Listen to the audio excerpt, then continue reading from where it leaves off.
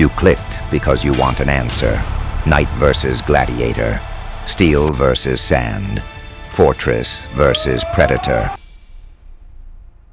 The knight isn't slow. 14th century plate is engineered to move. Articulated joints, curved surfaces. Blades don't pierce, they slide.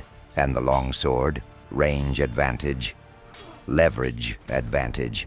Half sword turns it into a spear. If he controls distance, he wins fast. But the gladiator doesn't need distance. He needs contact. The scutum absorbs force. The iron umbo turns defense into impact. He closes space like a linebacker. He's trained for shock. Short bursts. Violent entries. If he makes it ugly, he wins fast.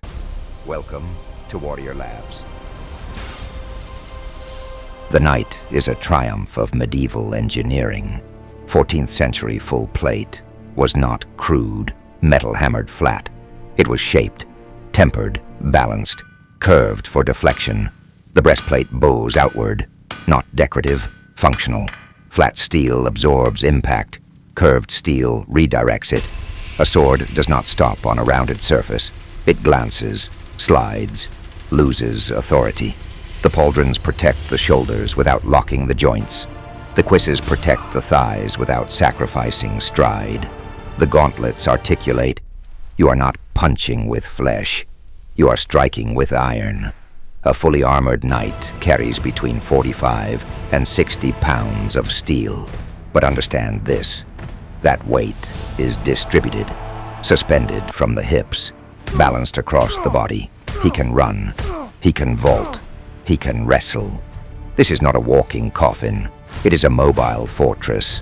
Now his weapon, the longsword, approximately 3 pounds, balanced near the hilt, capable of cutting, capable of thrusting, capable of leverage. Against soft targets it slices, against armor it adapts, half-swording. He grips his own blade, turns it into a short spear, hunts the gaps, armpit, groin, visor, slit. And if edge fails, impact replaces it. The mace, blunt trauma weapon. Plate armor resists a penetration. It does not resist force transfer. A mace strike dense steel, shakes the skull, rattles the spine. The knight trusts centuries of battlefield refinement. Now look across from him. The gladiator, specifically the Murmillo. Different battlefield, different philosophy. He is not wrapped in steel. He is wrapped in intention.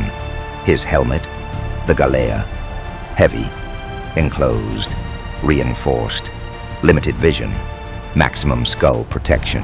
His sword arm protected by a manica, segmented armor plates. But his torso, partially exposed. His legs, vulnerable. Why? Because this is not war. This is spectacle. And in spectacle, mobility is survival. His true protection is not metal. It is geometry. The Scutum, a curved rectangular shield, layered wood core, leather covering, metal boss, curved to wrap around the body. When held properly, it hides almost everything.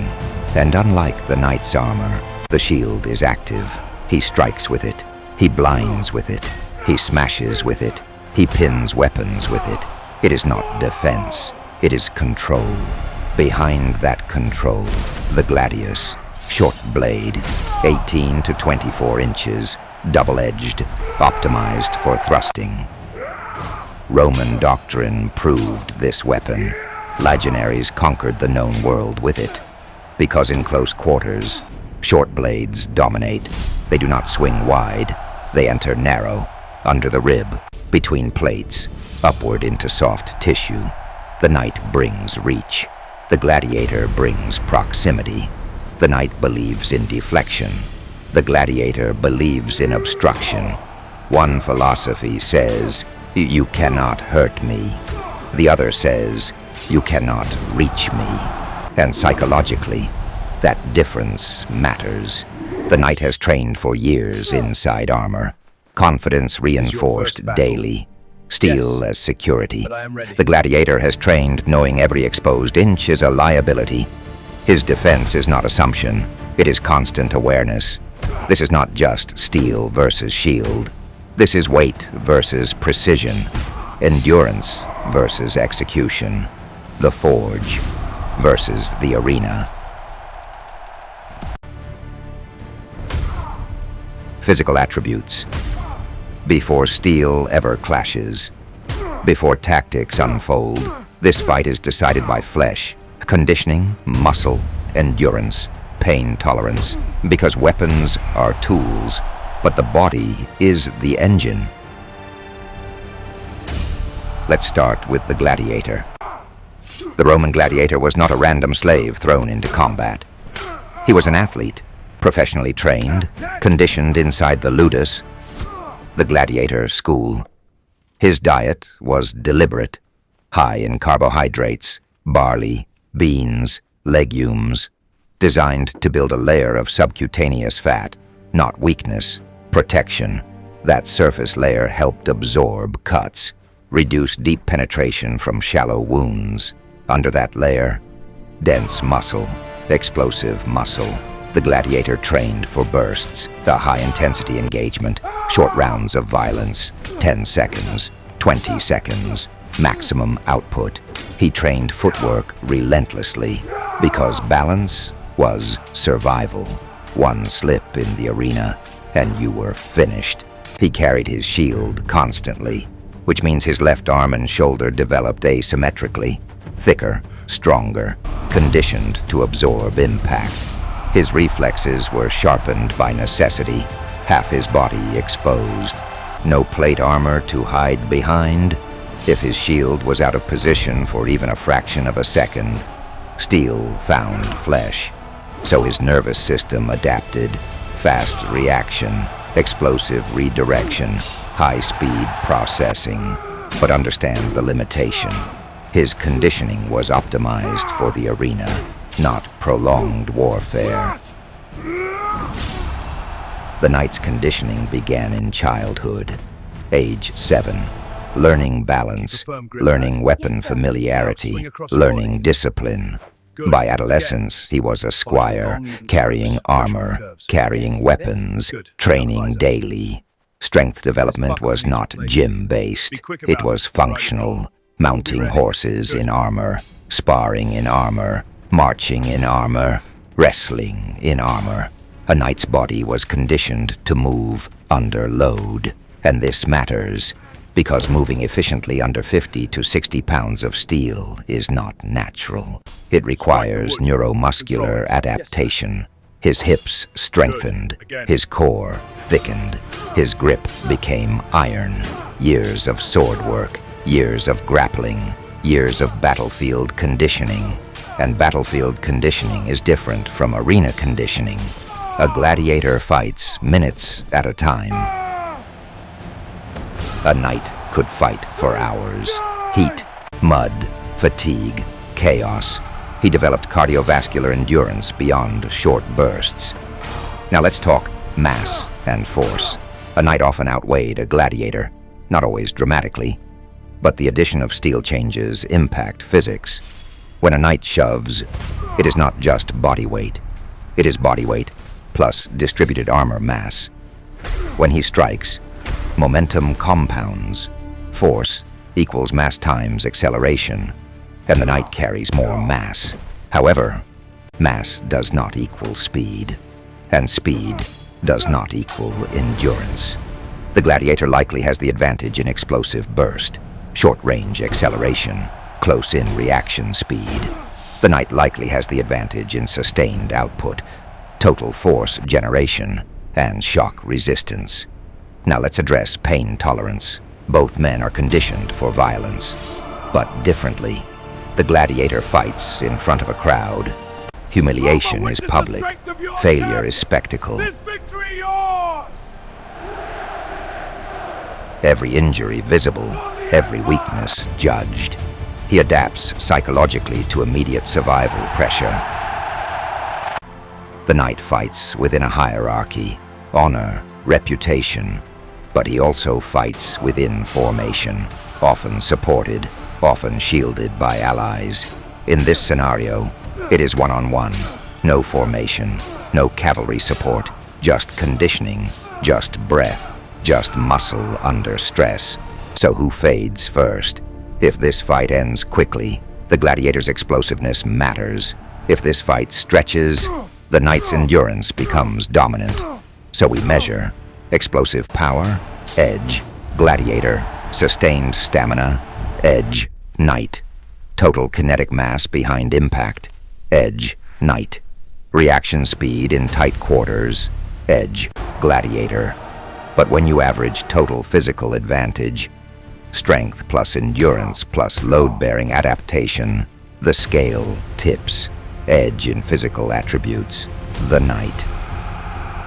Next, combat systems and range warfare. Strength doesn't decide this fight. Control does, because both men know how to hurt someone. The question is, who forces the other man to fight in the wrong space? The gladiator is a compression fighter. The knight is a distance fighter. That is the entire war. Let's start with the gladiator. The Murmillo builds a moving wall. Scutum forward, blade hidden. He does not circle wide. He advances in measured pressure. Every step steals space. Every inch forward removes options. His Gladius is short on purpose. It is not meant to duel at range. It is meant to appear suddenly. From beneath the shield rim, from underneath your arm, from inside your reaction window. He doesn't trade swings. He collapses distance. Shield crash, step in, thrust, reset. That's the rhythm. If your weapon needs extension, you're already in danger. Now the knight. The knight does not allow compression. He fights in layers. The longsword gives him 3 battlefields. Long range, mid-range, close range. At long range, the point threatens first. Not the edge, the point. A straight line is faster than an arc. He probes, tests reactions, forces the gladiator to move before he commits.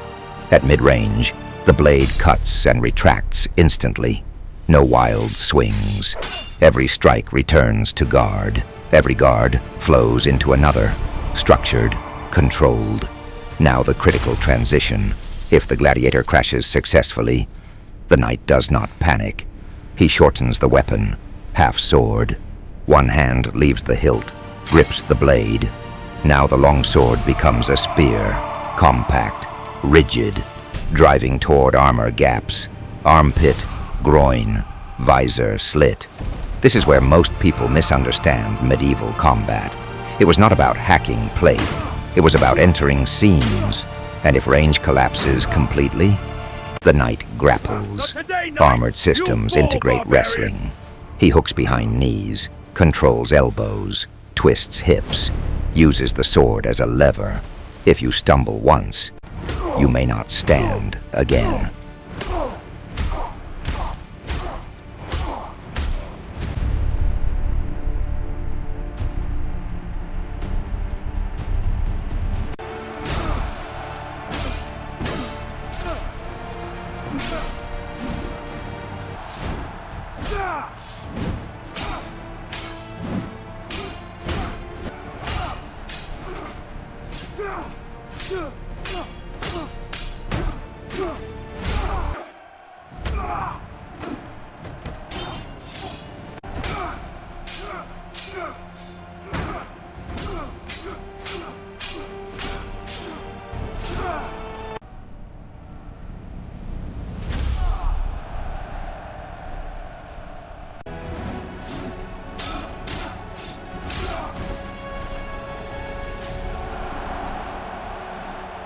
So who wins? The gladiator or the knight? In a straight duel, the knight probably takes it. 7, maybe 8 fights out of 10. Steel armor, longer blade, built for war. But fights aren't decided by averages. They're decided by moments. One mistake, one opening. Because every sword fight comes down to 3 things.